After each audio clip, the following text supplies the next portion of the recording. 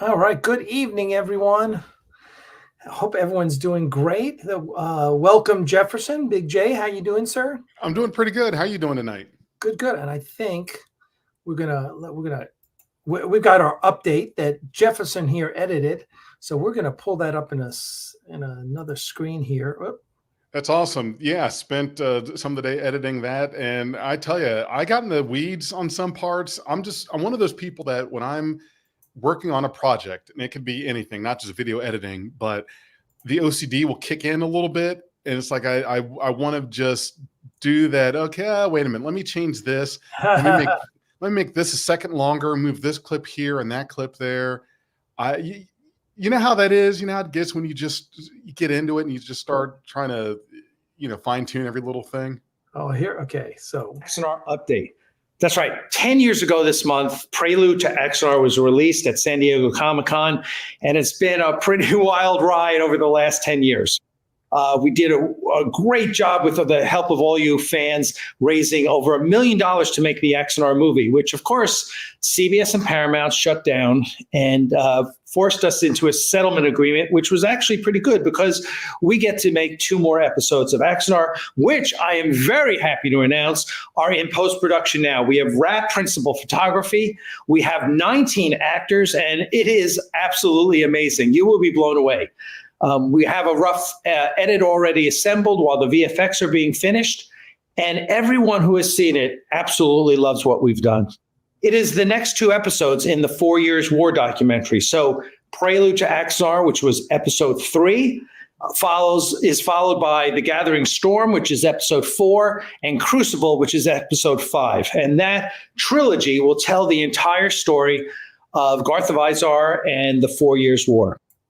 And it is really amazing. I am so excited, as most of the people who've been working on this project, and we have just the most amazing crew who have been dedicated all these years to finishing it. Now, when we settled with CBS in 2017, we moved this studio across the country. I'm here in Atlanta, Georgia, on the set of the USS Ares, which is really amazing. And Dana Wagner and his crew took 2 years to finish this set. And when we brought it here, it was basically a wooden husk, all built out, but not at all painted or finished, or there were no screens, there was no computer monitors, there was nothing. And Dana and his team over the next 2 years finished everything to what you see here. We have working monitors. We have TV screens for the upper monitors. We have these beautiful plexi panels that every single panel in here is designed and built for that station. So it is really amazing. So where are we with Axanar? So we're in post-production. That means right now the VFX team is finishing all the space shots, and there are almost 70 shots that are being made for the next 2 episodes. In addition, we have another team that's working on all the green screen work, all the interviews that are done on green screen. Now, some of them were done here on the bridge. Some of them were done green screen. That is all being composited, and backgrounds are being built, led by Dana and his team again. And so it is just, the work going into it is accelerating. So we're really hoping to get this out a fall of this year. And I know that's only 3 or 4 months away, and you will be blown away. Hopefully everyone is going to see what we release and say, okay, that was worth the wait.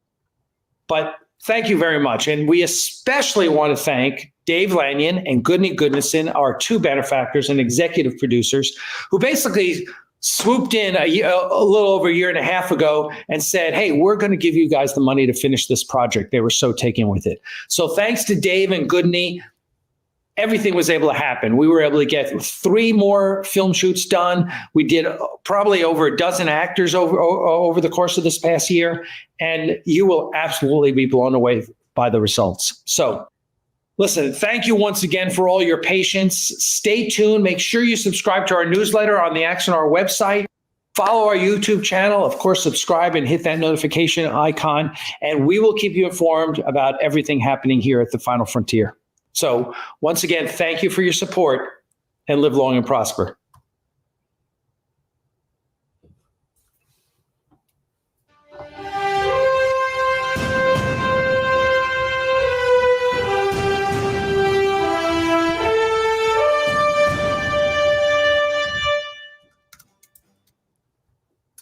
And All that's what I was right. working on today. I hope it turned out okay. No, man, I think it turned out great. That was, a lot of times with updates, it was just me talking, but the B-roll it was so obvious when the first time I watched the video after it was sent to me, I was like, B-roll, B-roll, B-roll. And so, Yeah. so it was great. So good job on that. That's really good. Jumping Thanks. I in appreciate our it. yeah, great job. Jumping in the live stream. There's Jim's Landscape LLC #1. How are you doing? Brian Simpson. Hail, Brian. I hope you're doing well. Frank, our good buddy Frank Parker. Frank, great looking shoot. You had this past weekend? I saw the photos that Josh Irwin posted, and I was like, immediately was like, wow, Rachel Garrett. Good job. That wig looked amazing. They did the Enterprise C. Yeah, it was good casting there and a good look. Yeah. Although, Frank, you and I are going to talk about your chairs. We're going to have that. That's the next thing that you're going to upgrade. And, I'm very excited because, legendarily, Star Trek used Recaro. Recaro is the famous car seat maker. They use Recaro seats. As a matter of fact, I remember cleaning out one of their warehouses, and there was a box with the 2 seats from the DS9 Runabout. They were based on Recaro seats, of course. So anyway, yeah, and those would have looked great for you, Frank. So we're going to work on that. Let's see what else we got besides those two guys, those two blabbermouths. What do we all think about Section 31 trailer? Yeah, all right. Well,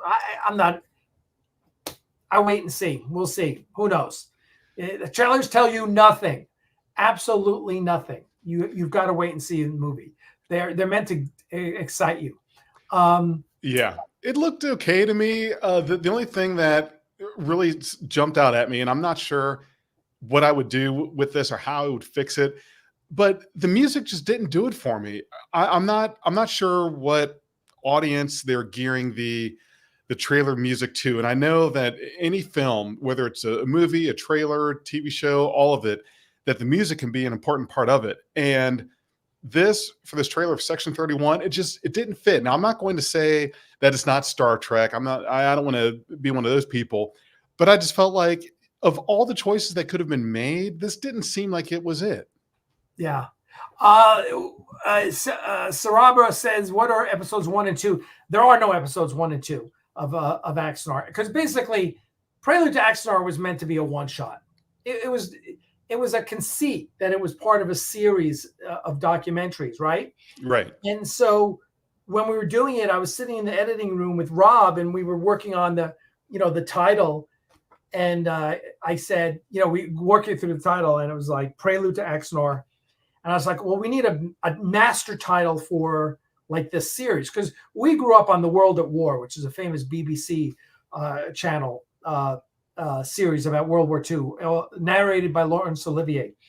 So I said, the 4 Years' War, episode 4, Prelude to Axanar. I go, no, we can't do episode 4. That's like Star Wars. I said episode 3 with you. And he was like, okay, fine. And so that's how it came about. It was like an editing room thing.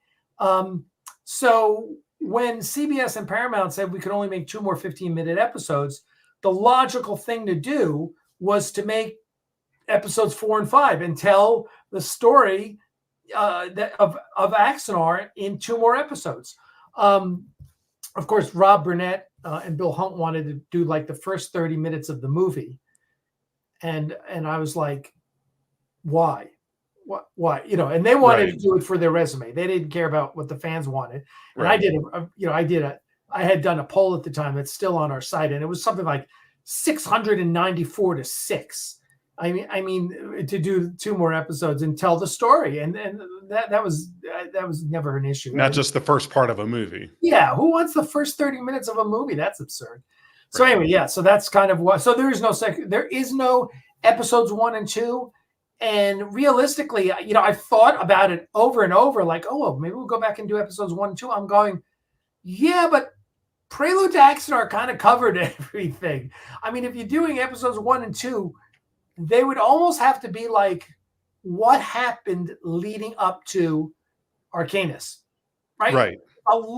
That's a half hour of exposition about, I mean, maybe you talk about the diplomatic efforts, maybe you talk about, the growth of the Federation, but it's really not the 4 Years' War. So anyway, so there you go. Long, so Robert, there's a long answer to your question there. Episode 3 is more of this. This is where the good stuff starts. Whereas episodes 1 and 2 kind of imply that's more lead up and exposition, which is probably not the most exciting part. Yeah. You get into the meat of the story. It's kind of like with the prequel trilogy with Star Wars, is that the good one was episode 3, maybe 2. 1, just there was so much build up that had to happen, and so much exposition that in hindsight, and this is just my opinion, that it wasn't that good. It was all politics and a bunch of walking and talking. So it wasn't really the good stuff. So if you're going to start somewhere and let's say with the story that you're telling, picking up right there where you did, I think episode 3 was the right call to make. Let's see. Brian asked, did I lose an argument? Yeah, I lost an argument at Crystal and she knocked me out. No, that's actually, we had a cat, and in trying to transport a cat, it like totally scratched me up, and it scratched me here. I actually have a cut under the eye. Ow. Yeah. And it just gave me a black eye. So, oh man, you're gonna have to get like some hockey pads or a big mask. And it wasn't even a feral cat. That's the thing. It was, but sometimes you got to be careful. Cats don't, they don't want to do what they don't want to do. When you're trying to load them into a crate, they can put up a fight. So typically what we do is, and the way we got that one is you grab it with a blanket and it kind of swaddles them and settles them down and put that in it. So anyway, there you go, Brian. Yeah, I've been joking with Crystal and said, I'm just gonna tell people I'm in the so yeah. So there you go. To a certain group of people who knows who they are. Yeah, you think Crystal's such a pushover? Go ahead, try it with me. I wouldn't have been assaulted at Dragon Con by that hater Sean O'Halloran if Crystal had been there, because Crystal would have kicked the shit out of him. I would love to have seen that. That would have been very interesting. Yeah, yes. He would have had more than an ouchie finger, that's for sure. Oh my gosh, yeah, you do. Crystal's a kickboxer too. She took really? Oh yeah, she took martial arts for years. Yeah, don't fuck with her. Gotcha. So there you go, sir. So Steel Wolf says, so rather than an hour and a half to 2 hour movie, well, it was never more than 90 minutes. It was right around 100 pages. And hobbled by no more than 2 15-minute shows. Like, okay. Yeah, so that's exactly what you're going to get. You're basically going to get, it's going to come out to about 50 minutes, because Prelude's 21 minutes, another half hour, you're talking about 50 minutes. For a trilogy of short films, I think, I always remember when people were like, oh, you can't tell a story in a half hour. And I'm like, oh, really? The Vulcan scene was 3 minutes. Sure, 3 you minutes. Tell me you didn't see a great, compelling story in 3 minutes. So that's bullshit. My other thing is, stop fucking whining. It's like, I get that all the time. Well, you promised us a movie. Yeah, well, CBS and Paramount had other things to say about that. And if you can't follow, just shut up and take what we give you, because we've been working for 10 years on this thing, for Christ's sake. And I can tell you guys that the story is accomplished and done well when you take episode 3. Seen the rough edits. I watched the rough edit of episodes 4 and 5 today, was very impressed. And I can tell you that, yes, a story is told here. It's not like it's, it ends up being an incoherent piece of the bigger picture. And I really enjoyed watching it. Now, at first I was hesitant to watch it, because I'm one of those people. It's like, I don't want to see it till it's done, until it's up there with everything. But I had to get some B-roll from episode 4 to put into the update video. And I was thinking, okay, I can either scrub through real quick and just find, like, I knew what I needed. It was just finding it. Or I can go ahead and watch episode 4 and watch episode 5. And I said, what the hell? I'll go ahead and watch it. And yes, I was very honored to have had a chance to watch it. I was really impressed by it. I was wowed by the talent that you got to do it. And I'm really trying to think a second ahead so I don't spoil anything, and just kind of speak more generically. But the folks out there watching, listening, I've seen episodes 4 and 5 of the long-awaited Axnar film, the 2 15-minute films. It's very good. You're going to be excited. This is something to look forward to. I'm actually going to try not to watch it again so that I can wait till it's done instead of spoiling myself and then watching it another time. But listen, here's the other thing. How many times have you watched Prelude to Axnar? Oh, probably 4 or 5 easily. Yeah, and you're on the low end because you came to it late. I mean, there are Right. people who have watched it 100 times, right? Right. Well, I watched it when it first premiered. So back in the day, I there watched you go. that time. So yeah, when it first came out, I saw it then. And I know just between then and now, there's been at least 3 or 4 other viewings. Listen, there's a reason we watch movies over and over. Yeah. So I enjoy. I mean, I'm enjoying the process because every time, like, we just got more VFX, which Mark is dropping in to the edit. So next week we'll have a brand new edit, not a new edit, but an edit with updated effects. He just dropped in Admiral Kovalenko, the girl Nadia who was in Blue. He just dropped that in. So it's going to change. It's going to be added to. Dana's working away on the backgrounds. He just finished the Klingon one. He's working. It was interesting. He told me, he said, because we said there are 3 backgrounds that need to be done for compositing. The Hall of the Immortals on Kronos. Yep. Starbase 1 for the Terrans, and Surak Station for the Vulcans. And he said to me today, he said, that's not 3 backgrounds. That's 2 backgrounds. He said Starbase 1 and Surak Station are the same. Surak Station just has an orange filter on it. And I go, really? Oh, really? I said, I never knew that.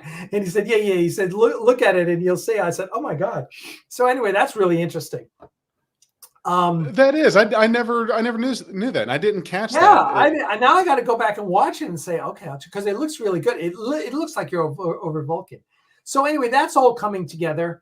So it's we've got some insert shots we're putting together for next month, which is going to be really exciting. And yeah, things are going going well.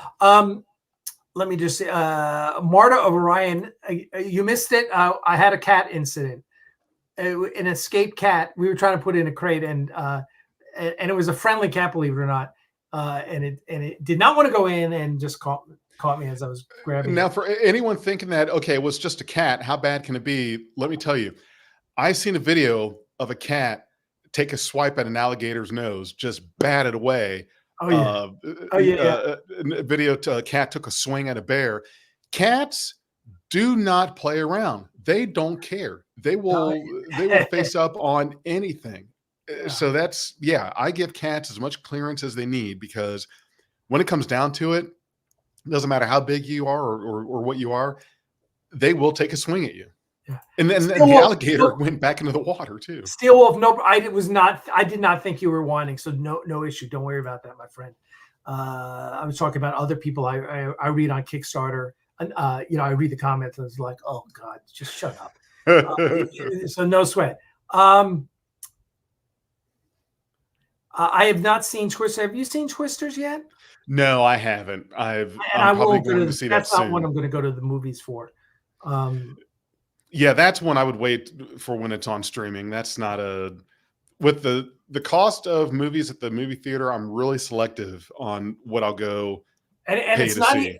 And it's not even the tickets. We spend more. I mean, just 2 of us spend more on food than we do on our tickets. I think we went to the matinee for Deadpool. Yep. Our tickets were maybe $15. The snacks and treats are where they get you. That's where they get You you. spent $46. She had a hot dog and fries, and I had a pretzel, and the pretzel was $10. You've got to sneak food in. You've got to stop at the grocery store or convenience store close to the theater, put some stuff. If you're just having candy, absolutely. I will say this theater, which was in Athens, had really good hot food, like hamburgers and hot dogs and all that stuff. My pretzel was awesome. I mean, not $10 off some, but whatever. And the theater had this, it had the big stadium seat, the recliners and everything. So, okay, it cost us $65, $70, maybe it cost us $70 for a night out. We don't have kids, so all right, and we get our cat food for practically nothing. So that's true. Yeah, true caveat there. We don't have kids, so yeah, that's not bad for a night out. Yeah, it was a big pretzel, Japham. It was one of those big Bavarian pretzels, size of a hubcap. It wasn't the biggest one I've seen, and I love pretzels. I'm from New York. I love pretzels. Like pretzel on the street in New York is the best thing. Almost as good as the dirty water dogs the hot dogs they sell. Right. So, I'm the guy that goes to there's a German place here in Atlanta, and we always go there during Dragon Con, and they have one of those big ass pretzels. It's really for two people at least. I always get one of those, and it's pure carbs, but hey, it's Dragon Con. Who cares? So there you go.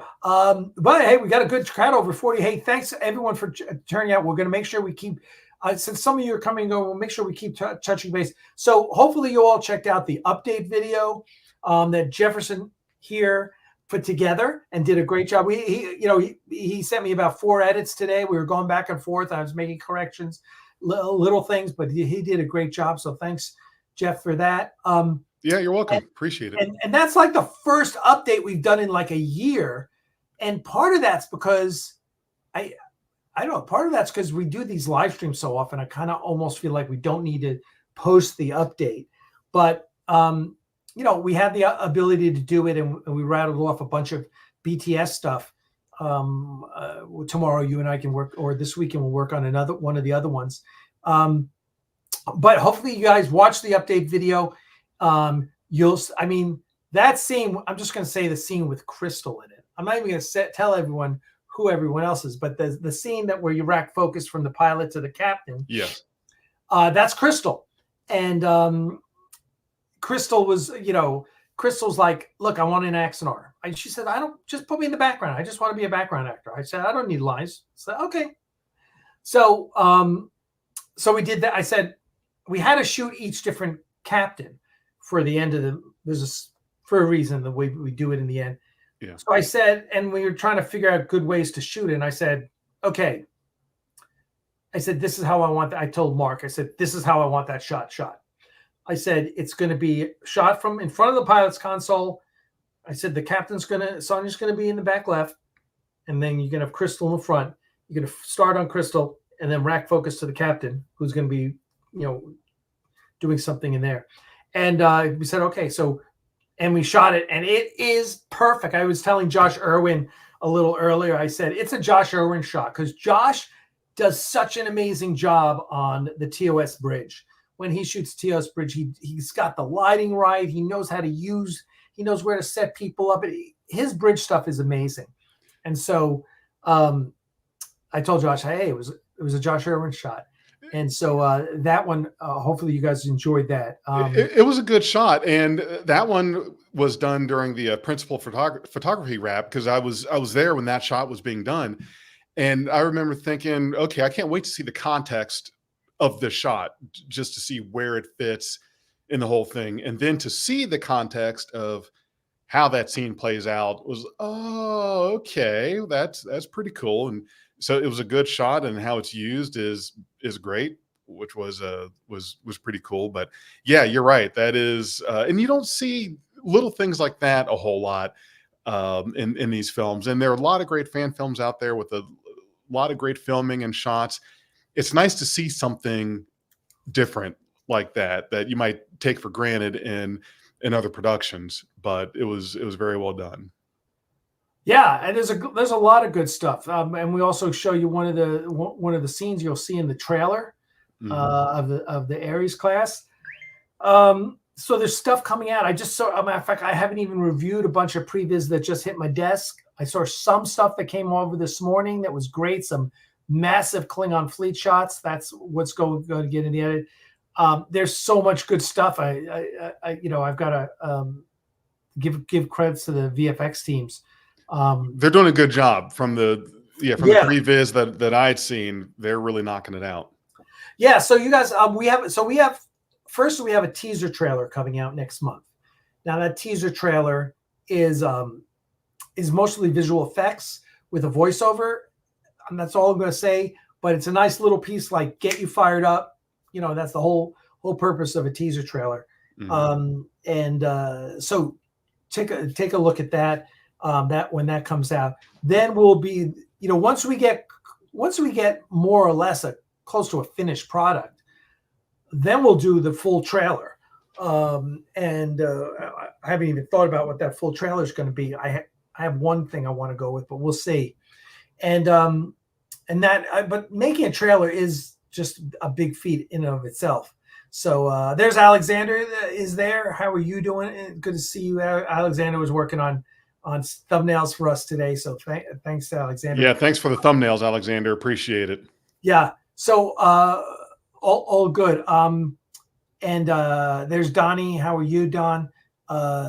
Yes. Greg Kinn and Peter Marshall both passed away. Greg Kinn from Greg Kinn Band, which was big in the 80s. Peter Marshall was the former host of Hollywood Squares. So, yeah. But again, Greg Kinn, I don't know how old he was, but Peter Marshall was like 94 or something. So, oh, really? Again, people are living a long time these days. So if you take care of yourself, that shirt is looking kind of baggy on you, talking about taking care of yourself. Yeah, the shirts I've gotten a little baggy. January was when I had the gastric sleeve procedure done, lost 120 pounds since then. Well, that first 100, 110 or so happened pretty quickly. But then I got to about 120 lost and have held steady around there. And, I've steadily gotten some new things, had to get some new work shirts, things like that. But I'm looking at my closet full of Star Trek shirts and just thinking, I probably should get a couple smaller sizes or something. But, they tell you that before you do something like that, that it ends up being just in clothing can get kind of pricey because your clothes don't fit anymore. And they're right. I had to get some new pants, some new shirts, things like that. But yeah, thank you. So that's been going pretty well. And just it's been an adjustment with just how little you can eat at one time, which I know now is more of the correct portions, but we're so used to overeating that it's more of a norm for us. Like right now, there was a time where I could eat a foot-long Subway sandwich, just to give you a point of reference. Foot-long sub, no problem, without blinking an eye. Now, a 6-inch would be a challenge, like a challenge. Oh, wow. It would probably take a whole day picking at it to get through that. And Wow. That is a very tough adjustment to make. It's just, wow. Like, I yeah, this bet is it good. is. I want to eat it, but I can't. Yeah. Well, I have been on a baking spree lately. I've been learning. Basically learning how to cook. Learning how to bake at least. This is my latest creation. Oh, okay. Yeah, which is a lemon loaf. Yeah, which is let me. That looks good. Stop that one here it is finished. Oh, that looks good. And let me tell you, it uses almond flour. The loaf uses 3 scoops of protein powder plus 1 scoop of protein powder in the icing. It uses yogurt. The only fats in it really are you use a 1/4 cup of whipped butter, light butter, which is like whipped butter, and 2 tablespoons of coconut oil, which is really healthy. So it's super healthy, super low carb. It's and I have it on the plate. I didn't eat the whole thing. I just had a slice, and then I had it there with my eggs, which Crystal taught me how right before she punched me out. Crystal taught me how to, she's gonna get some. I'm sure I will tell you once how to make these eggs. She taught me how to make eggs in a mug, which I didn't know anything about. She says, "Yeah, just put it in a mug and microwave it." I go, "Really?" So so you put 2 eggs. I cracked 2 eggs. I put them in a mug. You put a little bit of dairy in there. Whip it all up. Well, microwave is like a minute, 2 minutes max. Do it 30 seconds at a time and then stir it. So there's my eggs, and I had a little, So this lemon bread was really, really good. And so there you go. Oh, that sounds good. And that's the big thing is anything breads. That's I've got to really do even smaller portions of, because the problem is that you've got a smaller area to put things in. Yes. And so things like bread, rice, carbs, anything that can expand takes up more room than you have. So it's like you really have to watch letting something occupy more room than it should, because if you've only got 5 bites of something to eat, you don't want 2 of that to be taken up by a freaking piece of bread. No, but you need to get your protein intake. There's a lot of protein shakes. I've got protein powder that I'll put in. One of these. Sometimes I'll fill this up with some milk, put protein powder in. But the other thing I've got is the protein chips, the Quest protein chips. Do you like those? Yeah, those are really good. And these protein bars, I'm drawing a blank on the brand of those, but you got to be careful with protein bars, because it is so hard to find a decent protein bar. They all claim they're great, but when you look at the ingredients, there's so much shit in them.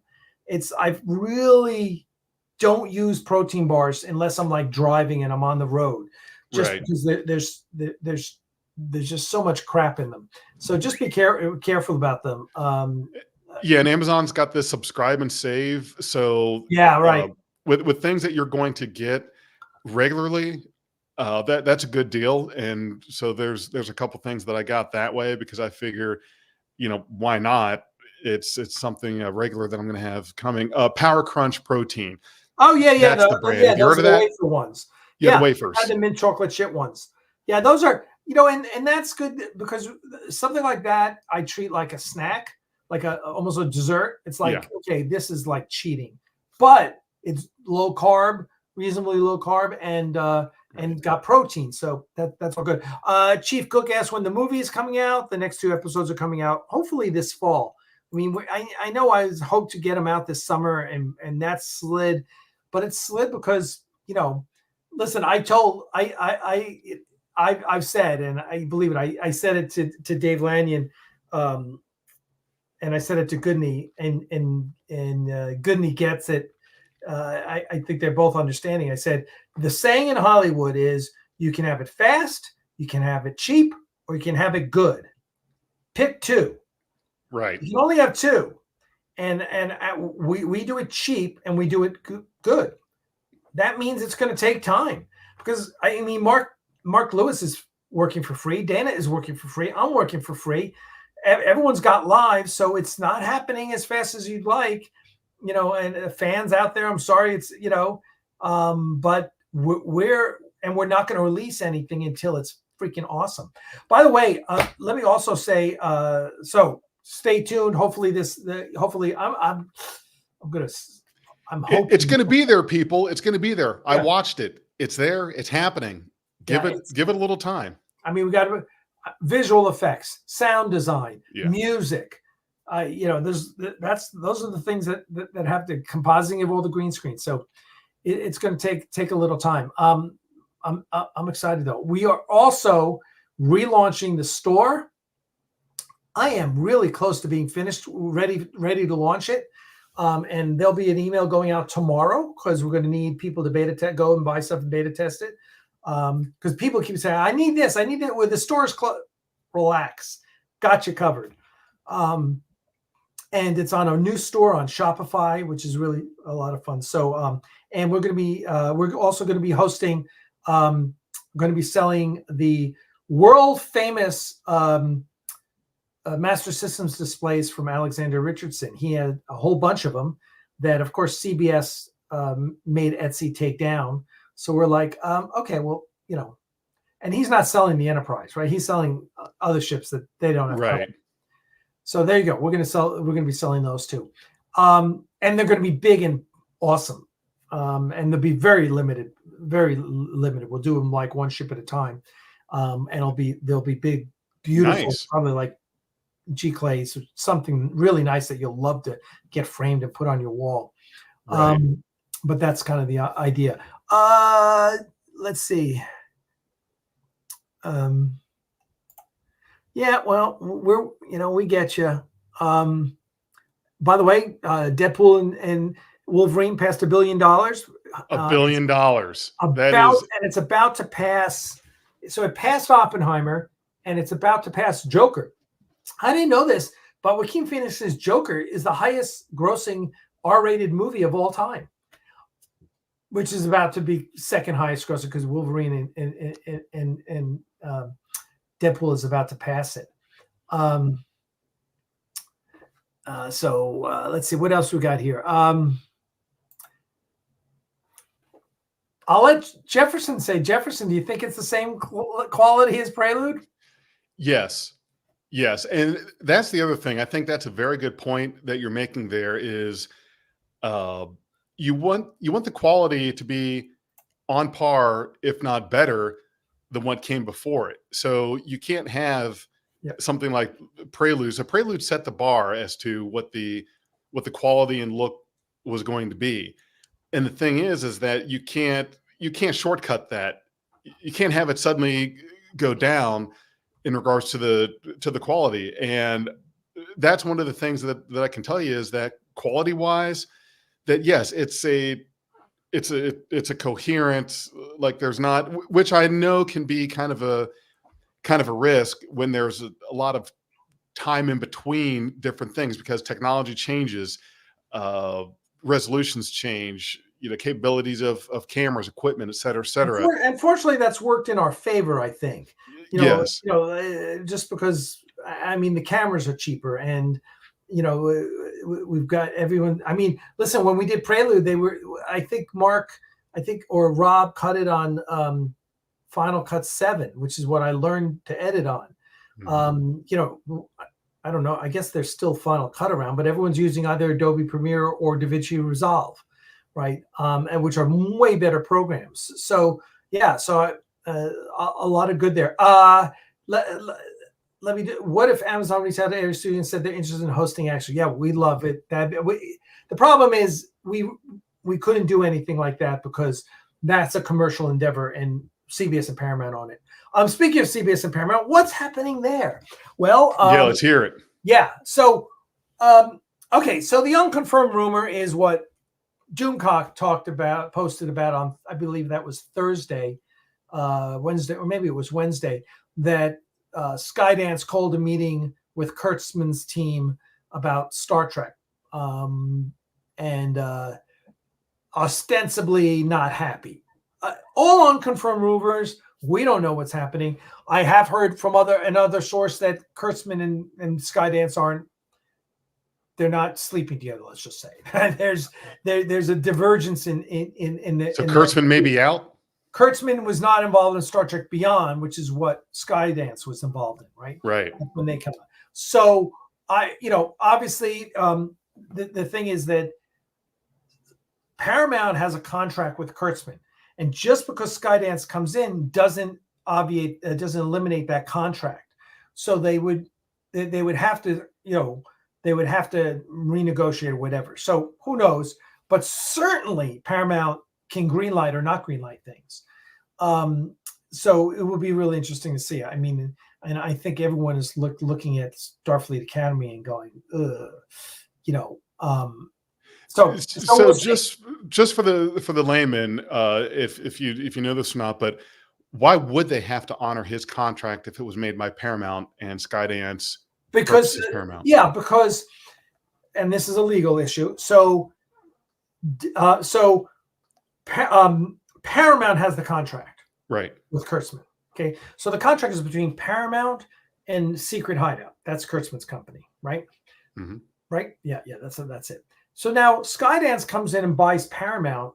That doesn't eliminate all the contracts that already exist with Paramount, right? That does. The only way that would happen, which doesn't happen in companies like that, happens in very, very small companies, is if you come in and buy the assets. So say that Skydance came in and said, we're going to buy your assets for X.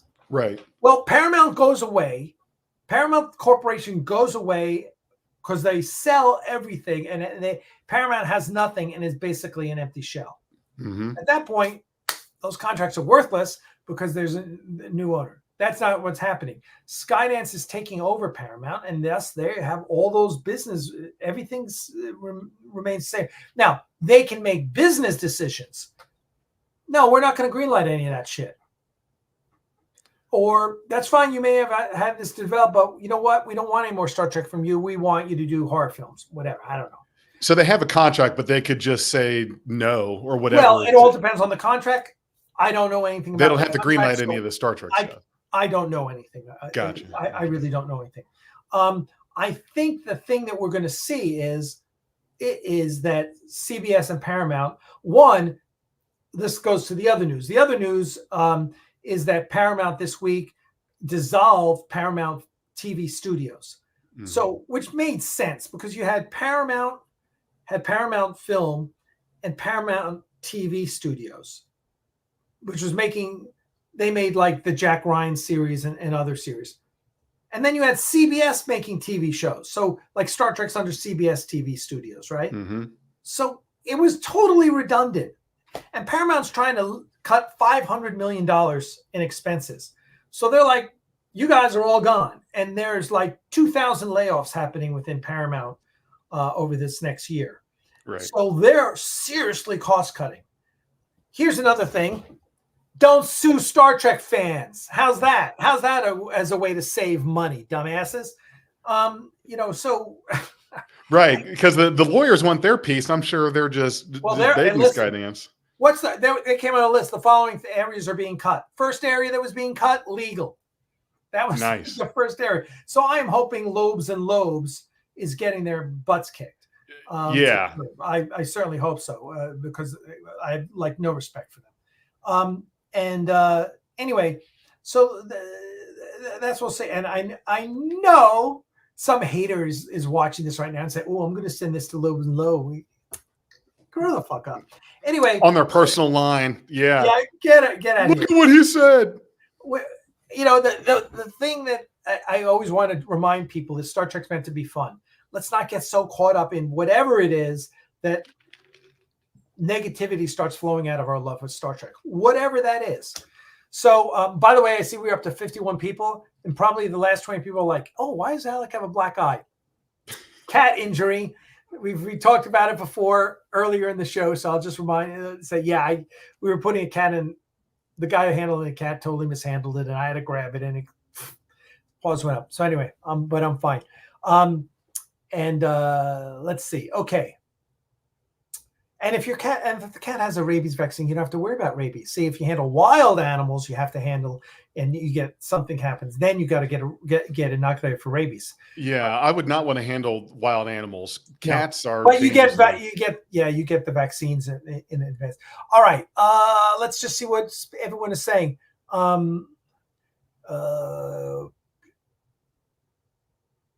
Okay, a bunch of people want to talk about Section 31, which I don't have much information on.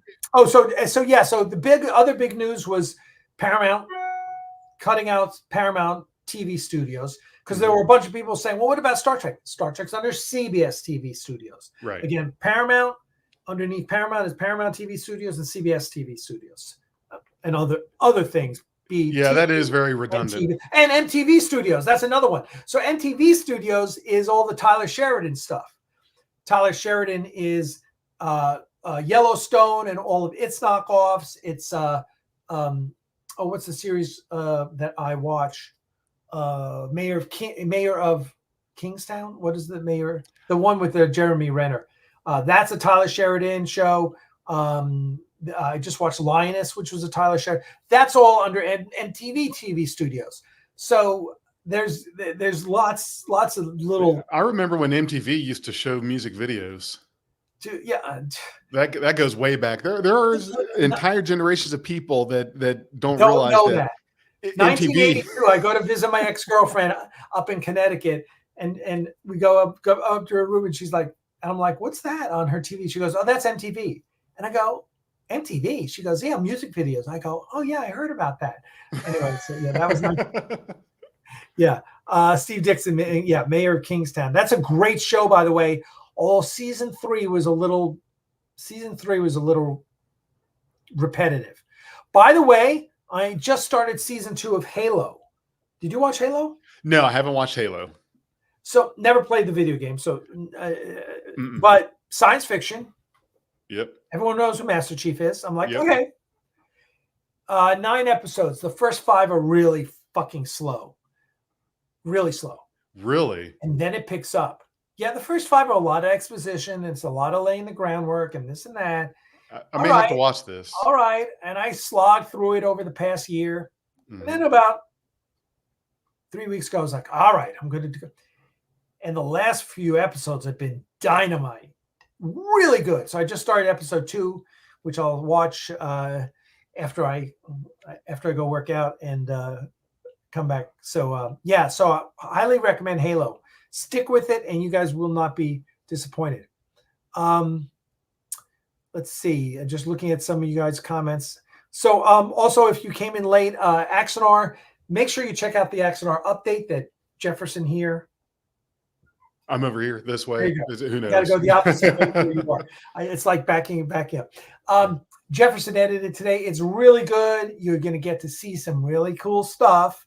So there's some really good reveals in there. Check it out. Things are really starting to cook. We're really excited. And also talk to the guy producing Daedalus, and that's going to be coming out in the near future. A lot of good stuff happening. So make sure you stay tuned. The new storefront's going to be live hopefully tomorrow. Yes, I did watch Forward Unto Dawn. Very impressive. I really like that. That was very good. What's that one about? Who's in that? That's a Halo film. Oh, that's Halo film. Okay. Yeah, it was a Halo film. And then Brian says, hey, did you guys like the extra content in Rebel Moon Director's Cut? I have not seen it. Okay, what now? You've got my attention. What's this? Extra content in Rebel Moon Director. I heard there's a director's cut. I'm not sure. I mean, I'll check it out just because I liked Rebel Moon. It was, I think you and I have talked about it. Yeah, we did. I saw both of those. I thought Rebel Moon was fine. I think I might like the first movie a little more than the second one, but it doesn't mean that I dislike the second one. Yeah, and I think it's pretty derivative. I mean, there's really nothing. They're not telling some compelling story. You're like, oh wow, that was amazing. Right. It's Seven Samurai. Yeah, we all know that Seven Samurai in space, which we've seen before. Whether it was Battle Beyond the Stars or that magnificent Ferengi, everyone plays with that. I mean, Seven Samurai is a recurring. It's a recurring trope in storytelling because it's such a great story. Right? Yeah, that story has been told a lot of times. It's been seen a lot of times. Magnificent Seven is the most famous retelling of the Seven Samurai, right? Seven Samurai is from the 60s, late 50s, I guess it was 60s. And then Magnificent Seven was in the 60s and just freaking brilliant. So Zack Snyder, I think the thing about Zack Snyder is he is just such a magnificent visual storyteller. Mm-hmm. That everything, you can say whatever you want. First of all, good casting.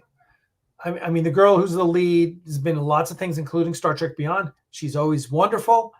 Damon Honshu, I would watch that guy paint a wall white. I mean, that guy is amazing. And and I'm trying to think who else is. I mean, everyone was good in that movie. So the casting is good, and the story's okay. But Zack Snyder, just the guy's got passion. Zack Snyder is like, he all of his movies. You cannot fault any of his movies from what was the one about the girl in the asylum? I forget that doesn't sound familiar. Yeah, that's the one that all the girls were cosplaying. Sucker Punch. Sucker Punch. Yeah, there you go. Sucker Punch. Yeah, exactly. So if you watch Sucker Punch, whatever you think about that movie, it is really visually, it's an amazing movie. I mean, the guy is taking chances. The guy is doing interesting, compelling stuff, and it's really kind of hard to not go, oh wow, that's kind of cool, right? And then and then Watchmen is amazing that way, right? Yeah. Amazing. And the Snyder cut of Justice League, Snyder cut of Justice League. I was just thinking about that. Yes, it was amazing. It is, when you see the Zack Snyder's Justice League compared to what we got, it is such a travesty, such a shame that things ended up happening the way that they did, that we got the Joss Whedon Justice League instead of Zack Snyder's. If we would have gotten the Zack Snyder Justice League, then we would have gotten the sequel that we all wanted from that. It is a night and day difference between those two cuts. And I would encourage anyone who's got 4 hours or so to spare, watch Zack Snyder's Justice League. It is very good. It's very well worth a watch. Yeah. And now, and even the other ones, whether it's Superman or Batman versus Superman, look, I don't think that Zack Snyder is not doing The Departed. He's not Martin Scorsese, right? But his movies, he's sticking to pop culture, right? We've got science fiction. We had a zombie movie. We have superhero stuff, right? I mean, it's all pop culture is what he loves, and which is great. God bless him, and he's very good at it, I think. Yeah. And so I love Zack Snyder. I really do. In a way, it was kind of like if Michael Bay had not gone down the rabbit hole of Transformers. I mean, there was something to like about Michael Bay, kind of in a guilty pleasure sort of way. Right. But when you look at Michael Bay's movies, of course, I always talk about how Armageddon is my favorite guilty pleasure. I watched that movie, and I watched that movie with a very critical eye, like, oh, look at that shot. Oh, look at that edit. I mean, he's like, his editing, he's clearly on cocaine when he's editing. It's like boom, boom, boom, boom, boom. And all the cameras never stops moving. It's moving all over the place. Right. But I was like, oh my God, look at what he's doing with that. So I give Michael Bay a lot of credit for that. He did that also, he does that in other movies. In Transformers, it's a different thing. But like in Pearl Harbor, the same thing.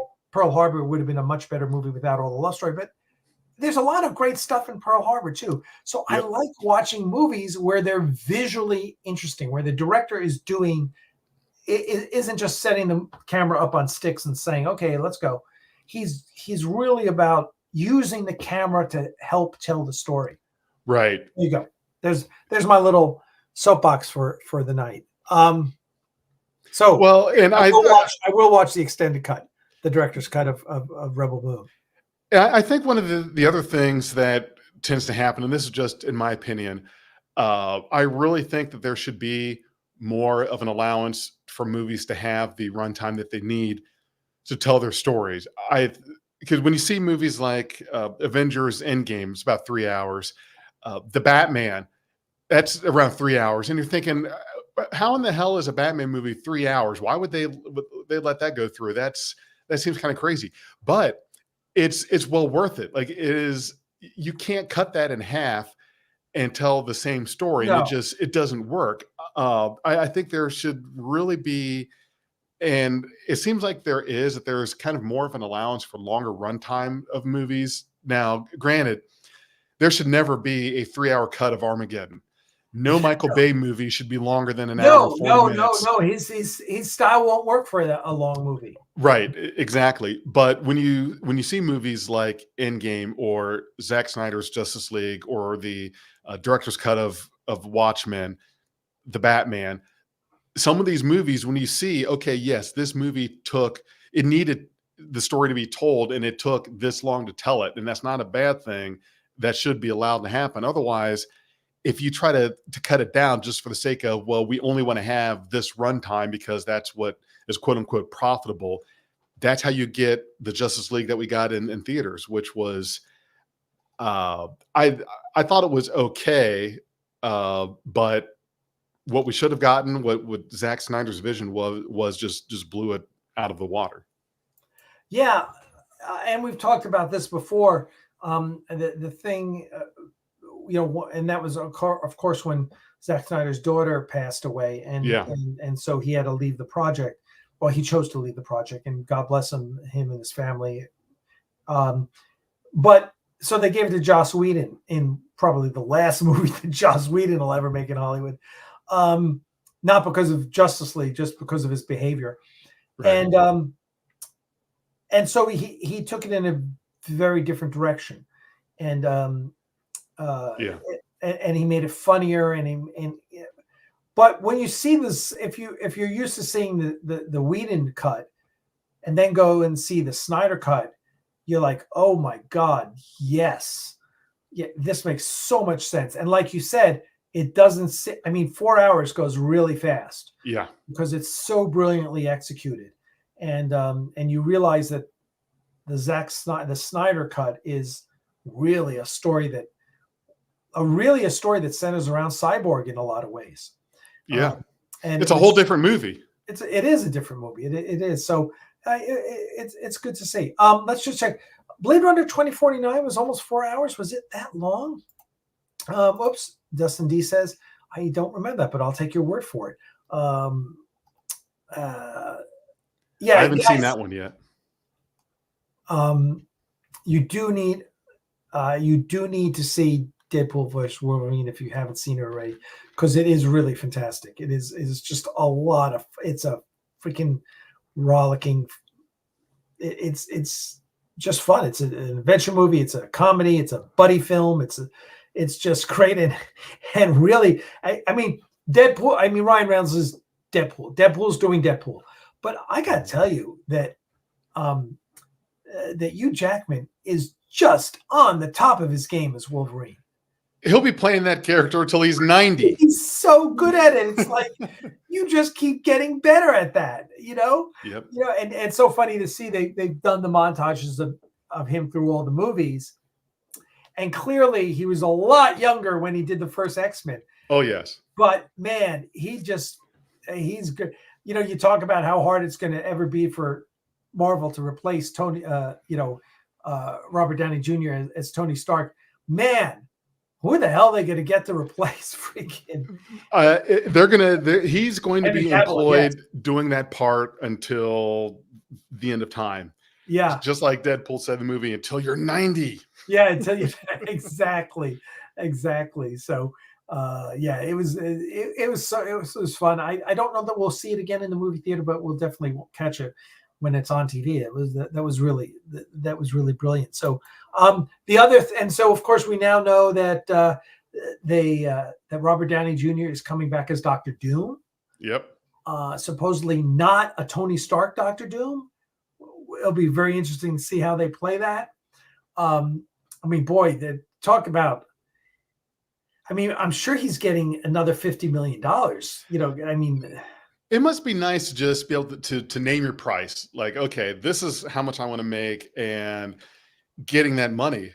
Now, I think that the reaching into the well of the multiverse is something that needs to stop soon. That's just not something that is a door that should be left open to keep going back to, and to find ways of relying on the same actors or same characters. I would rather have them pull a Tony Stark from another Earth, another universe, than for them to invalidate the sacrifice that Tony Stark of Earth 616 made in Endgame. And why is it Earth 616 as part of the sacred timeline and not have it be Earth 1, like in the that's probably not a discussion I want to start here. I'm sure that's a whole other thing. That's just my pet peeve. I mean, really, Marvel went for the multiverse. Really, I guess in the 90s is when they started really diving into the multiverse. So, Gotcha. yeah. So I don't have it. Yeah. So I don't know why it's 616. I think that's hysterical. Yeah. So I get what Michael Shanks has become a cat lady. Are they cat fans? Him and his lovely wife Lexa Doig. So yeah. Oh, and Henry Cavill did look great as Wolverine. He did. I was like, that's Henry Cavill. Holy shit. I didn't know that there was talk about him. Some talk about him, but no, he looked pretty good. And wasn't that based on nothing else than just fan talk? It was. So that was a big fan talk thing, because I wasn't I was about to spoil part of Deadpool and Wolverine, but I know it's been out for a while, and folks, but I don't want to spoil it. But there's another character that was in there that I feel like, I think I remember this being more of just a fan drawing or fan wish, and that's why this actor is playing. Oh yeah, this that is character. Because I asked Crystal about that. Okay. Yeah, and I was like, was there? Because I liked that character in, and we'll just say it's Gambit. Yeah, I liked Gambit in the Wolverine Origins movie. I liked that guy. I was like, I totally bought him as Gambit. I was like, oh yeah. I was like, why did they choose Channing Tatum? Whatever his name is, Channing Tatum. Channing Tatum. I said, what? Did he what? And Crystal's like, no, it was like, and she kind of told me that it was total bullshit, made up, blah blah blah. He was never. It was like artwork, and they just decided that's so Deadpool, right? That's so Deadpool. That makes so much sense. So I don't know. Let's see.